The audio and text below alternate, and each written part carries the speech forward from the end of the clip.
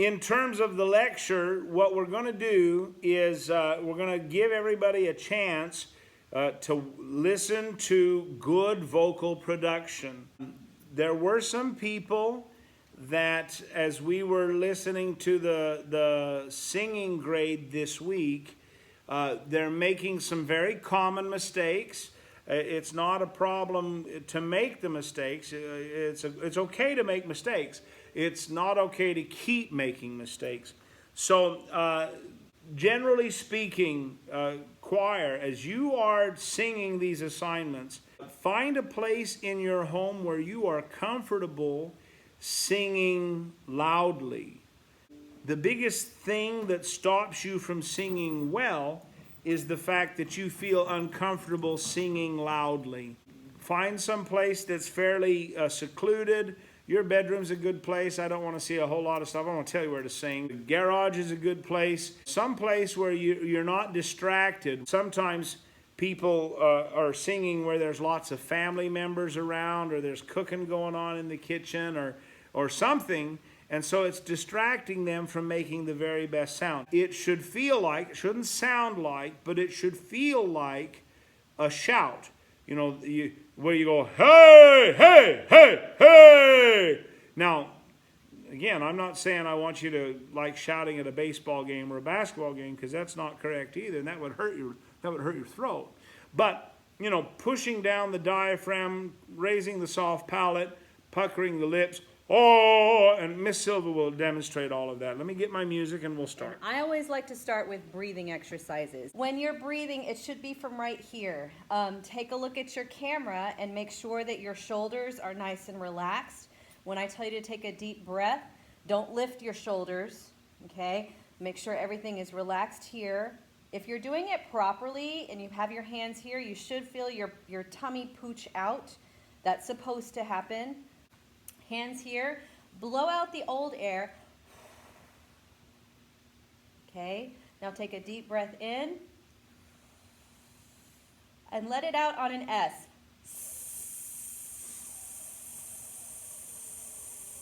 Shoulders relax.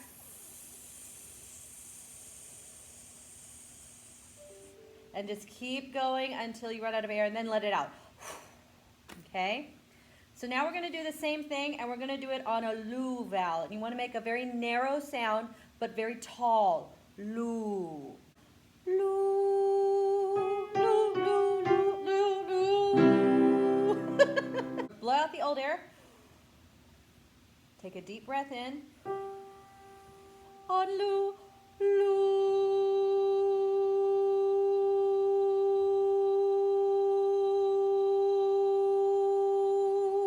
Let it spin, loo, and let it go. All right. For those of you who are new to singing, you notice that I was doing this kind of gesture. It means you want to keep the air and the sound moving. You never ever want your sound to sound flat and stagnant. That sounds like this. Loo,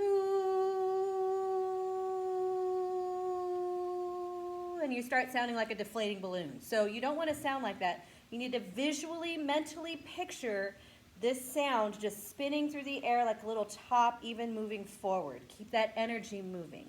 Let's do a couple of, to activate the breath, let's do a couple of he, he, he, he, he. Push your lips forward for this. He, he, he, he, he, he. And you should feel it here like a little machine gun, like he, he, he, he, he. Not in the shoulders like I just did. All right? So ready? Here we go. And he, he, he, he, he. He, he, he, he, he. He, he, he, he, he. He, he, he, he, he. Feel it here. He, he, he, he, he. Again. He, he, he, he, he. One more time. He, he, he, he, he. All right? And remember, it shouldn't be he, he, he, he, he. No, no, no. He, he, he, he, he. Like that operatic Viking singer. Here's the song we're demonstrating. Amazing grace, how sweet the sound that saved a wretch like me. I once was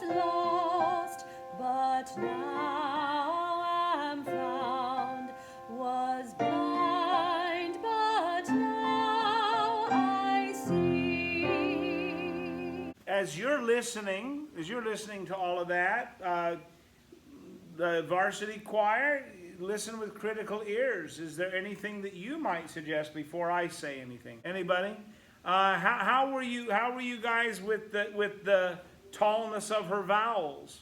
What about the way she breathed? I mean, when she breathed, when she took breaths. What do you think about that? The one thing that I might suggest, and it's only a gentle suggestion, is I thought sometimes the vowels were maybe just a little bit too broad. Maybe. What do you think, Miss Silva? Yeah, maybe. And I'm exaggerating because she wasn't doing this at all, but just so you can hear. Amazing grace versus amazing grace, how sweet. And that's a personal preference too, so I don't know. What do you think? It's always hard to critique yourself, and that's one of the advantages that I like about having video lessons. I mean, probably the only one, but that's it. Watch yourself sing, because it's a great way to monitor exactly what your body is doing while you are singing. I'll be very honest, the key that he was singing or that he was playing in is not my most comfortable key. And so it's kind of a natural reaction for me to kind of spread it out a little bit. What key is best? Amazing grace, how sweet the sound that saved a wretch like me. Can I stop right there?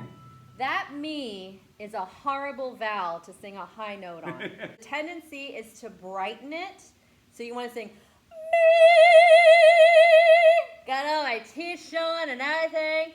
And that actually makes it too bright. You have to drop the jaw and cover the teeth.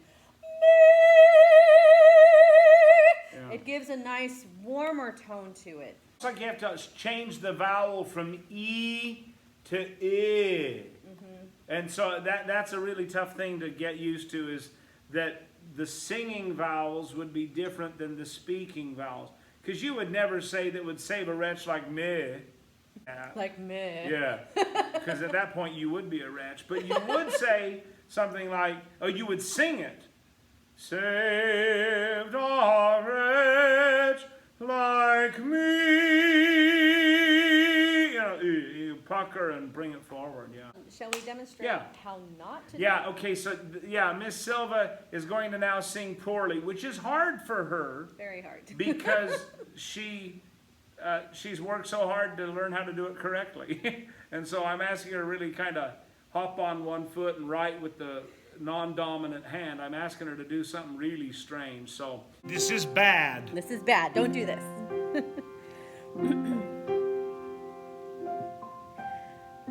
Amazing grace, how sweet the sound that saved a wretch like me. I once was lost, but now am found. Was blind, but now I see. Okay, that's man, that was really bad. I mean, Sabrina, wow.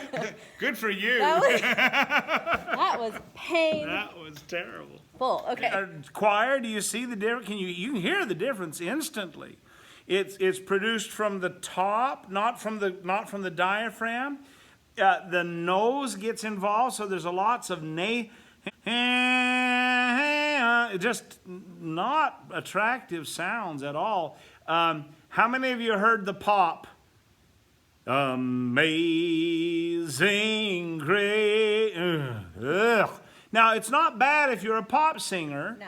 But we're not doing pop stuff. We're doing choral work. We're doing bel canto. And so that kind of singing, while it may be appropriate for certain venues, is not appropriate and certainly not as healthy. You saw what she did immediately. She grabbed her throat. She said, ooh, that was painful. Mm-hmm. It's just unhealthy singing. A lot of popular musicians, they start off singing properly and then modify it to where it's not painful, okay? So I don't want you to think that, well, you know, I don't know, the only person I can think of is Katy Perry. But Katy Perry, she sings beautifully, and she sings in that pop style, but she's also had formal vocal training. So she knows how to monitor her own body so that way she doesn't vocally hurt herself. Did y'all notice how during the song, like my eyes kept going up following the pitches? And even at one point, it looked like I was straining. It looked like I was in pain. That's because it was a very uncomfortable position to be in. So if you find that you're having that kind of strain on your voice, you're doing something wrong, and you either need to modify it, open up the jaw, and relax the shoulders because you may be having tension here. And if that's not working, ask Mr. Kalki or myself to help you out, and we can watch you sing and see what's going on.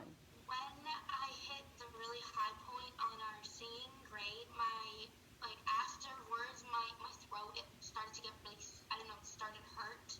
And what can I do better so I won't hurt my voice when I sing? Okay, what a great question. Thank you. It's a varsity singer who is commenting or mentioning that after she sings for a while, that her voice tends to feel a little strained. She thought she was maybe getting thirsty. She didn't know what was actually causing some of that strain. It is impossible to sing without tension in your body. You are going to have tension in the body, okay? You can't do it any other way. There are places that I think younger or newer singers feel like they have to have tension if they're going to create a good sound. The jaw is a really good one, that people have tension in the jaw, and people have tension in their throat. They feel like if they kind of clench their throat or screw up their throat, that means they're really working hard and they're really producing good pitches. Those whole ideas are not the healthiest way to sing. Yes, you can produce pitches that way, but you will burn out your voice very, very quickly. Push down on your diaphragm, relax here, and then be comfortable with making a few mistakes as you sing. Could be that you were dehydrated at that moment. Drinking lots of water is a very important aspect of maintaining your vocal health. If you don't drink a lot of water, then it will affect your voice. That could be one reason. Whether you got enough sleep, whether you were tired when you recorded it, that could also be a factor. And we'll talk about more things that affect it as well. As you're learning your parts, try listening to the notes first and sing it on a neutral syllable, a tall neutral syllable. I like to sing on lu. Yeah, something Yeah, like that. I like singing it on lu, so lu, lu, lu, lu, lu. You can probably get that tall sound where it feels comfortable, and you'll know what it feels like, so when you sing that word on that high note, that's what you need to strive for. Just know that you are going to sound bad maybe 10 times before you sound good. And that's the way it goes. That's the problem with every vocalist. You just got to be comfortable singing bad. I think we've given you enough at this point to see good from bad. Maybe giving you one or two things to think about as you are producing sounds for us the next few weeks, and especially when you get back here in class. What do you think, Miss Silva? I think so.